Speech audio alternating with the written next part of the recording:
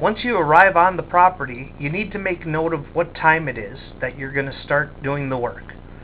And we round all our times to quarter hours. So if you're like 1:10, make that be 1:15. If you're 1:05, make that be 1 o'clock, and so on and so on.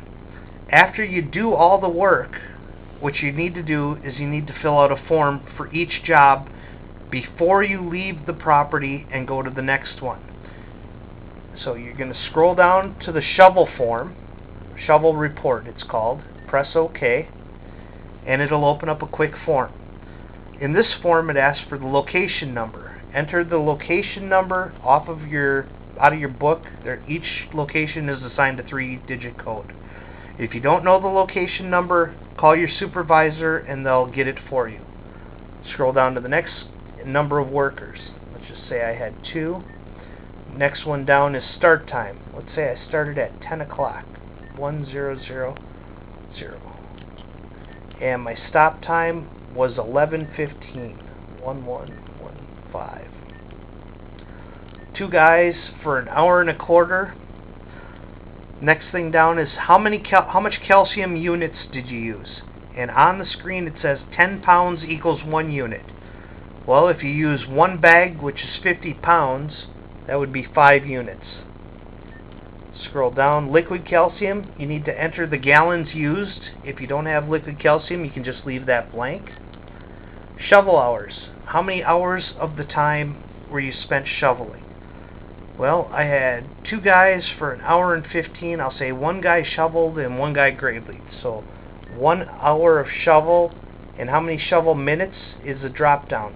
How to access the drop downs, you just push OK on that box and it'll give you your things you can enter.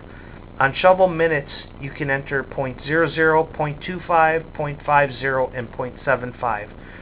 So an hour and 15 minutes would be 1 1/4, which would be 1.25. You click OK on the 0.25, make sure it's up on the screen right. Gravely hours, I said 1 guy gravelied for an hour and 15 minutes, so I got to drop the gravely minutes down to 0.25. And then bobcat hours. No bobcat hours, I can just leave that blank. No ATV hours, just leave that blank. Then you get into answering a few quick questions about, was the job completed? Is the drop down yes or no? Is it still snowing? Yes or no? Are the curb lines done if we got over 2 inches of snow? Are all back doors and fire hydrants done? Yes or no? Was there ice or hard pack on the property? Yes or no? Property issues. In here, there's a couple of different issues. None. The lot wasn't plowed, the lot's slippery, or there was damages. If you find that you're entering a lot of stuff that you're having to text in and you'd like me to add another category up here on property issues, just let me know and I can add it in.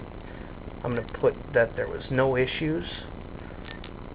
And then there's a notes category where you can text in using the keypad any notes you want to add about the location, such as if you put that there was damages, you might want to put a note about what you damaged, like broke the window, or any note that you would want to tell your supervisor or have a documented. Just enter it here in the notes category. After notes, the last thing is, does supervisor need to check this property? Yes or no?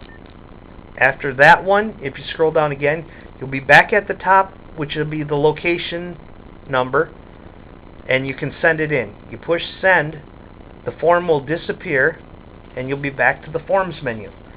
Then you can drive to the next property, make note of what time you got there, and go do the work there. Now, what we like to do is we like to use the stop time of the previous property should be the start time of your next property. So always try to not have a gap in there unless you're taking a break.